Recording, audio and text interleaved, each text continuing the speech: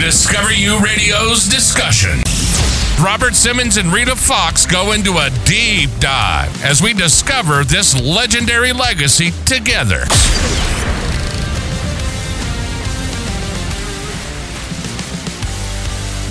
Right now, there is, I'd say, a 90% chance that the last song stuck in your head was mathematically corrected by a machine. Oh, easily 90%, maybe more. Right. Just think about that for a second. In modern music production, there's this standard practice called quantization. Right, the grid. Exactly, the grid. Essentially, it means taking a human performance, like a drum hit, a bass line, maybe a vocal run, and using software to snap it perfectly to a rigid mathematical timeline. Yeah. It's basically the audio equivalent of taking a beautifully handwritten, emotionally messy letter and forcing every single letter to align perfectly on graph paper. That's a great way to put it. It becomes neat, it becomes pristine, but in the process, it completely loses the subtle, uneven rhythm of the human hand. Well, and it creates a fascinating paradox for the listener, really, because we've been conditioned over, the last couple of decades to expect that flawless engineered reality in our headphones. Because it's comfortable. Right, it's comfortable because it's completely predictable. But simultaneously, we're seeing this massive cultural exhaustion with perfection. Exactly. Which brings us to the core question for you listening right now. Do you ever feel like the music on your daily playlists sounds, well, just a bit emotionally hollow? A little too perfect. Yeah, a little too perfect. So today we are taking a deep dive into the profound tension between that heavily mechanized modern music industry and raw, unadulterated human emotion. It's such a great topic. It really is. And our roadmap for this exploration is a highly compelling profile on an indie rock artist named Austin Perkins, and specifically his breakout single, Burning Heart.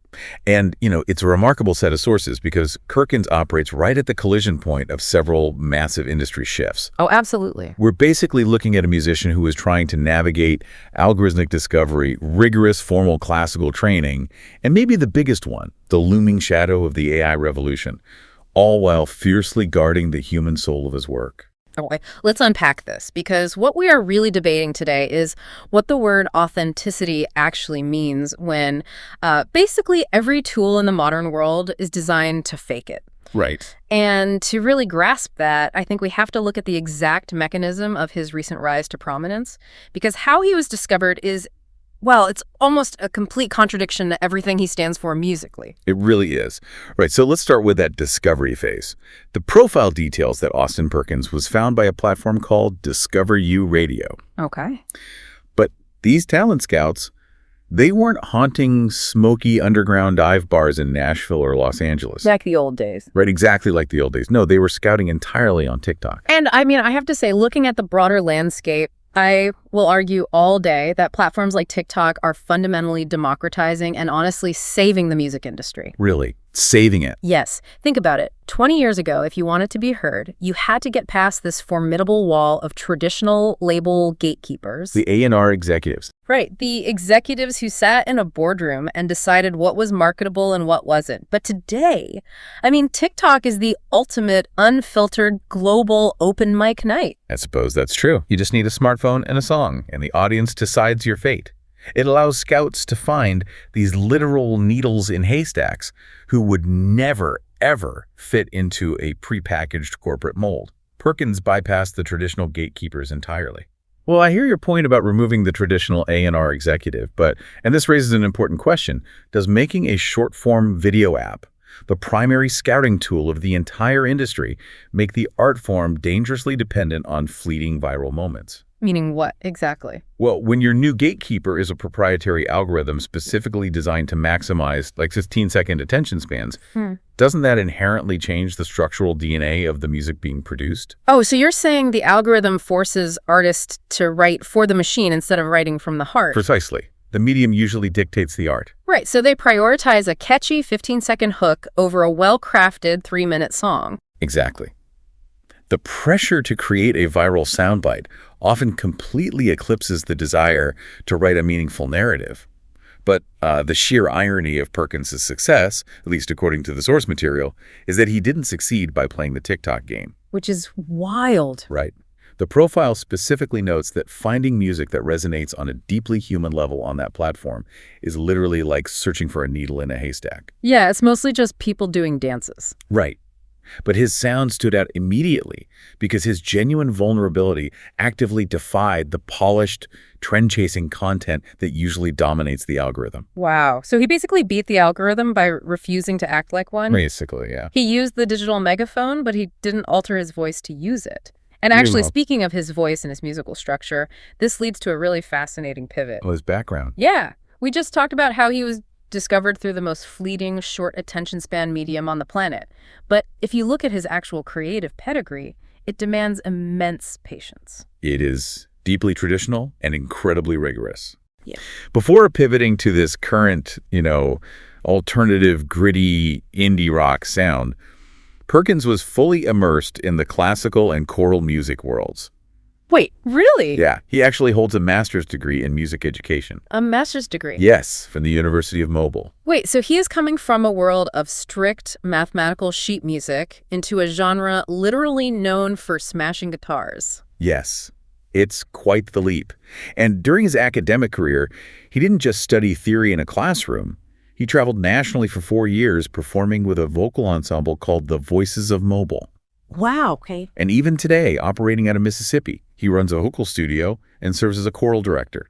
Okay, I am going to push back on how this translates to his current sound, though. Oh, really? How so? Because when I think of indie rock, when I think of the kind of music that has real grit, emotional chaos, and rebellious energy, I do not picture a choral director with a master's degree measuring out sheet music. I get that. It seems counterintuitive. Right. Doesn't rock music fundamentally thrive on being raw and unpolished? I mean, if you put a highly disciplined, classically trained conductor into a sweaty punk club, doesn't all that formal training, the strict adherence to classical rules, actually sanitize the authentic energy of indie rock? Well, it's a logical assumption that overeducation stifles raw emotion.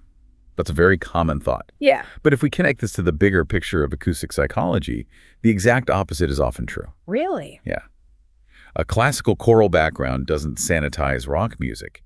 It provides a profound structural architecture. Architecture. Okay, explain that. Think about what a choral director actually does. They don't just teach people to sing on key. They manage the physical space of audio. Oh, like arranging where the sound goes. Exactly. They understand voice leading, counterpoint, and exactly how to use dissonance to build this unbearable emotional tension before resolving it into a harmonious release. Oh, wow. So instead of just bashing away on a guitar and hoping for the best, he's engineering the emotional peaks. He's entirely engineering it. The source notes that his deep understanding of vocal arrangement allows him to construct incredibly rich, layered melodies. Okay, I can see that. He is taking standard, guitar-driven rock instrumentation and applying choral architecture to it. For example, if you want a chorus to sound massive and triumphant, a choral director knows you have to intentionally thin out the verses to create acoustic negative space. That makes total sense. So the master's degree isn't a cage, it's a massive vocabulary. It gives him the technical tools to make his raw storytelling hit the listener's nervous system with maximum impact. He successfully bridges the gap, using the classical structure to support the indie grit, rather than suffocate it. That reframes it completely. I mean, you have to master the rules of acoustic tension before you can effectively break them to create something emotionally resonant. Precisely. And this tension we're unpacking between polished structural training and raw, gritty reality, it bleeds directly into what Perkins is actually writing about, particularly regarding the specific genre label he operates under. Yes, the Christian rock label. Right. This is where his artistic mission gets highly intentional and, frankly, quite subversive for that specific industry. It really does. According to the profile, Perkins has a clearly stated mission to create, and this is a direct quote, Christian music that doesn't sound like Christian music. Which is a bold statement. Very bold. He is actively pushing back against the contemporary trend of overly polished, persistently happy-sounding worship tracks. Instead, he wants his music to deal with real grief, palpable hardship, and deep spiritual struggle. And we see the mechanics of this perfectly illustrated in our source's analysis of his breakout single, Burning Heart. Let's talk about that song. If you look at the architecture of a standard, commercially successful faith-based track today, It almost always opens with an uplifting, joyful swell. Yeah, lots of major chords. Exactly. Yeah. Burning Heart does the exact opposite. It opens with a raw, spoken word confession about losing focus and drifting into apathy. Yeah, the lyrics they highlighted in the profile are incredibly heavy for the genre.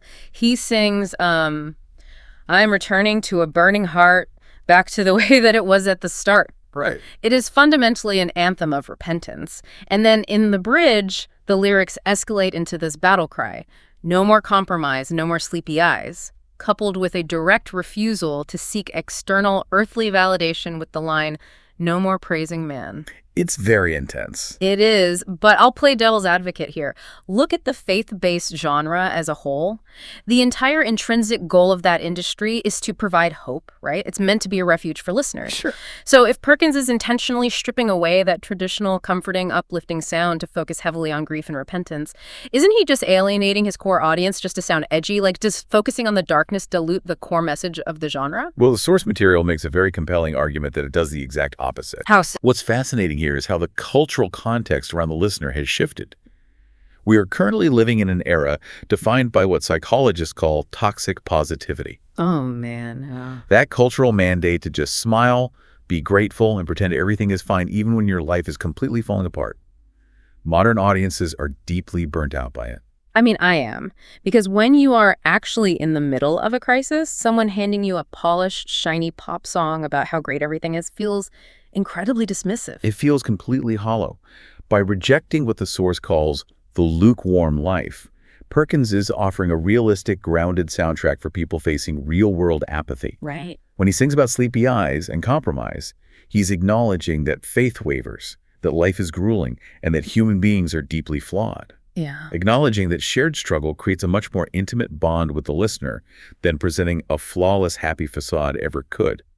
He proves that confronting the harsh, messy realities of the human experience is actually the most effective way to reach a modern audience. So it's not just rebellion for the sake of it? No, not at all. He isn't being edgy for the sake of rebellion. He's diagnosing a real spiritual exhaustion. Wow. So he's validating the listener's grief rather than trying to instantly cure it, which is universally resonant regardless of what shelf you put the album on in a record store. Exactly. Everyone, no matter their background, understands that feeling of drifting away from their core values and desperately wanting to get back to the way that it was at the start. Absolutely. And this overriding, desperate desire to avoid taking any emotional shortcuts in his lyrics transitions us perfectly to the most polarizing aspect of his upcoming work. Ah, yes. His absolute hardline stance on music production. This is wild. So the profile notes that Perkins is currently tracking a full-length 11 to 12-song album, which is slated for release in 2026. Right. And as he has been working on this, he has drawn a massive, uncrossable line in the sand. He has been highly vocal on his social media channels about his absolute refusal to use artificial intelligence in any aspect of his music production. None at all. Zero. He insists on the critical, non-negotiable importance of human-made art. Now, here's where it gets really interesting, because I am going to argue the pragmatic side of this. Taking a hardline stance against new technology in music is historically a losing battle, and it ignores how art evolves. So you see his rejection of AI as clinging to the past rather than protecting the art. I do. I see AI as a tool, not a replacement. In a digital age, artists must evolve with the technology available to them. I mean, we talked earlier about how TikTok democratized distribution, allowing anyone to be heard. Doesn't AI democratize creation? That's the common argument, yes. Look at the history of musical purism. When synthesizers were first introduced, purists screamed that it wasn't real music because you weren't plucking a physical string. Right. When digital audio workstations and auto-tune arrived, people called it cheating. Today, they are the foundational bedrock of all modern music. AI is just the next iteration of the synthesizer. It's an evolution. Yes. It is a highly advanced tool designed to help an artist realize their creative vision faster and more efficiently. Why spend days grueling over a mix or a backing track when a program can help you execute your exact vision in hours? It is a very persuasive, pragmatic argument, I'll give you that. Efficiency is the god of the digital age. It is. But if we impartially analyze the philosophy behind Perkins' stance, it challenges that exact pragmatism. Perkins argues that AI is not just a new synthesizer. How is it different? Because a synthesizer generates a tone. AI simulates the human generating the tone. Oh. Yeah. The source makes it clear.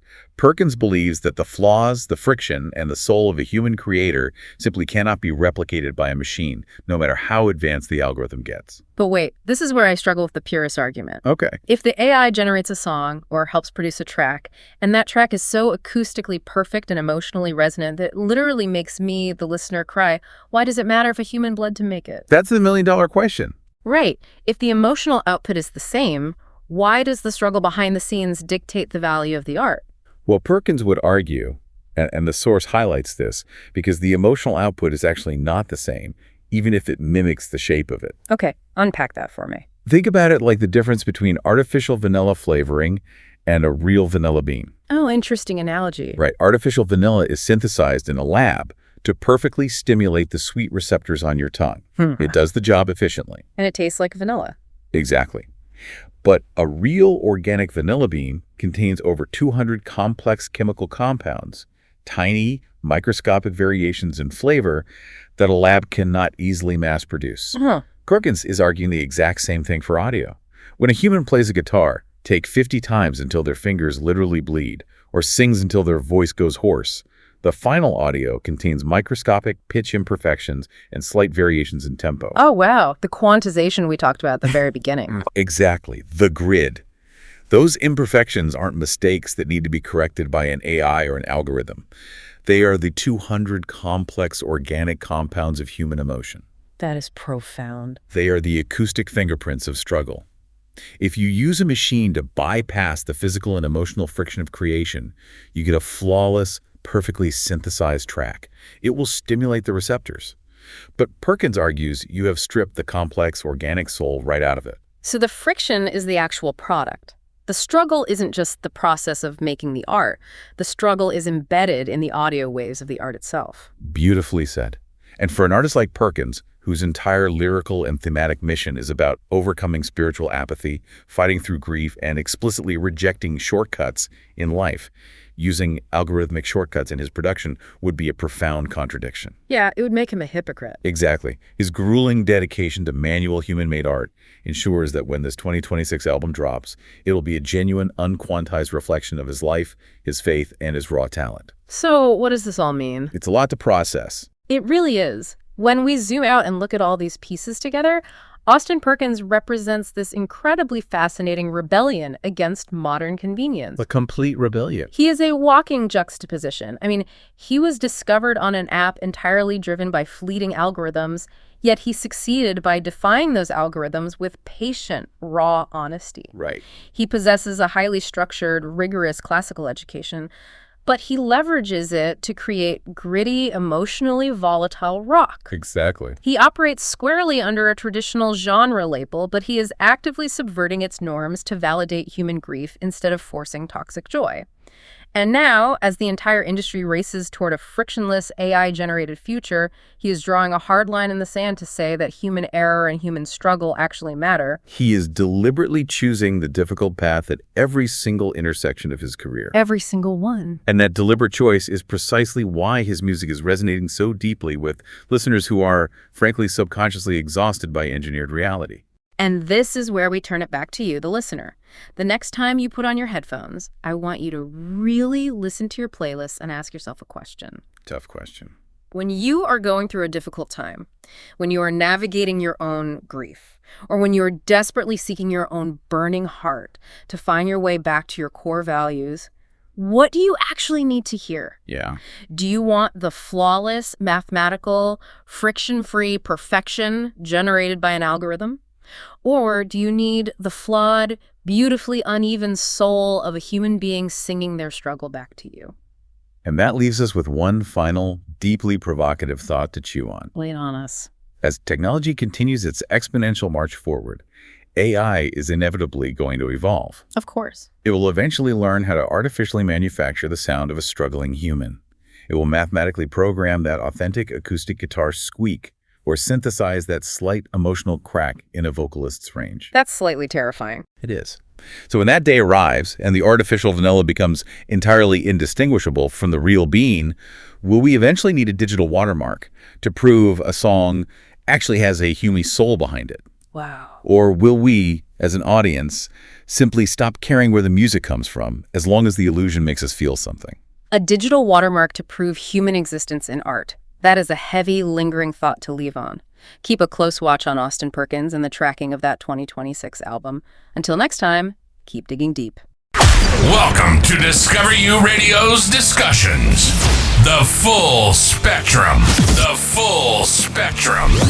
This is the show where we begin an artist's journey to becoming a legendary legacy. We believe every song has a story, and every artist's story deserves a lot more credibility than just being streamed amongst all of the saturated streaming services out there.